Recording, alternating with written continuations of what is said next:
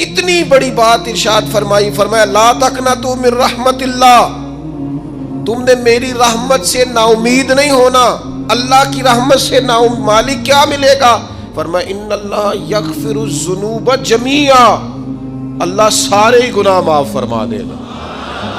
تو جن لوگوں کو اللہ کی رحمت پر نبی کریم علیہ السلام تشریف فرما ہے، امام غزالی نے لکھا ایک بدو آ گیا، دیہاتی سادہ آدمی، سادے بندے بھی سادے ہوتے ہیں، ان کا بھی اپنا طرز زندگی ہوتا ہے۔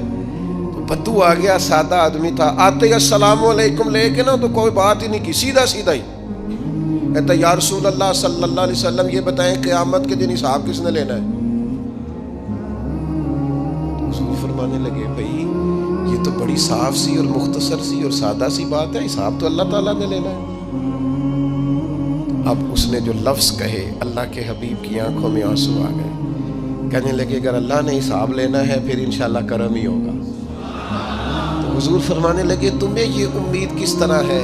تو عرض کرنے لگے یا رسول اللہ کریم جب غالب آتا ہے تو معاف ہی کرتا ہے۔ جب کریم کا غلبہ ہوتا ہے نا، کریم بندہ جب کسی پہ قبضہ کر لے تو پھر معاف کرتا ہے، تو اللہ تو سب سے بڑا مہربان ہے۔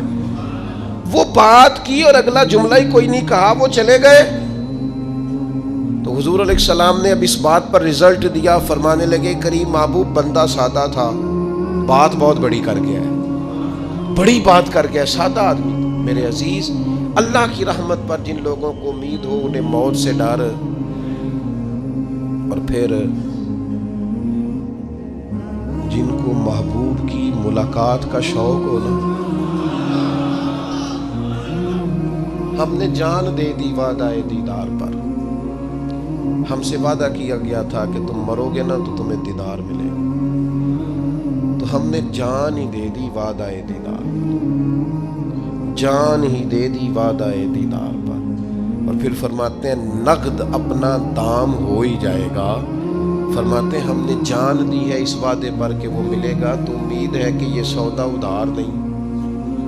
جیسے ہی قبر میں جائیں گے سامنے حضور کی زیارت نصیب ہو جائے گی۔ اس لیے لحد میں بھی عشق رخ شاہ کا داغ لے کے چلے، اندھیری رات سنی تھی سو چراغ لے کے چلے۔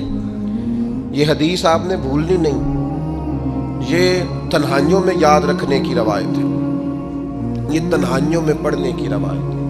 یہ اپنے ذوق کو تازہ، جو لوگ کہتے ہیں نا وجد سرور کیف میں جانا چاہتا ہوں، وہ مشکات شریف کی اس حدیث کو دیکھے۔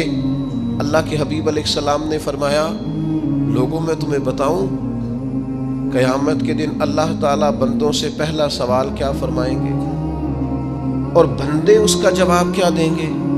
یا رسول اللہ کرم فرمائیے، بتائیے۔ تو کریم فرمانے لگے اللہ تعالیٰ قیامت کے دن بندوں سے سب سے پہلا سوال، اگرچہ بعض اور احادیث میں اور سوالات بھی آئے ہیں قیامت میں جو سب سے پہلے ہوں گے، لیکن اس حدیث میں یہ والا سوال حضور نے بیان فرمایا۔ حضور فرمانے لگے اللہ قیامت کے دن اپنے بندوں سے سب سے پہلا سوال یہ فرمائے گا کیا تم میری ملاقات کو پسند کرتے تھے؟ اوئے ہوئے ہوئے، کیا تمہارا ملنے کو جی چاہتا تھا؟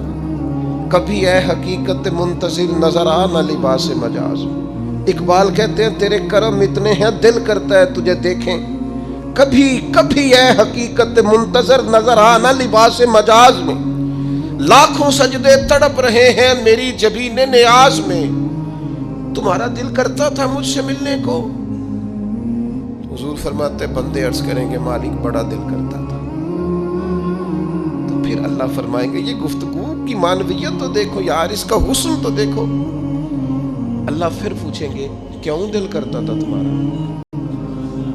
دل کرتا تھا تو کیوں کرتا تھا؟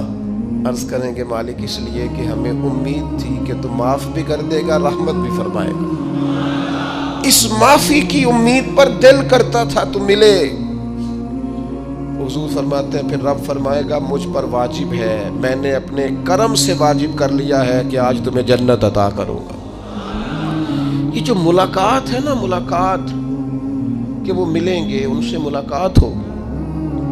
عمر بیت گئی نا نام جپتے، عمر بیت گئی نا تذکرہ کرتے، ہم سے بھی لوگ پوچھتے ہیں کیا کمائی کی، کیا زندگی میں حاصل کیا، تو ہم کہتے ہیں شرق سے غرب تک ملک کے ایک کونے سے لے کر دوسرے کونے تک مدینے والے کی بات کی ہے، حضور کا ذکر کیا ہے۔ نبی پاک کے میں اپنی حیاتی تو قربان تھی، وہاں ساری محمد محمد پکیندے گزر گئی ساری۔ یہ اعزاز ہے، یہ کرم ہے۔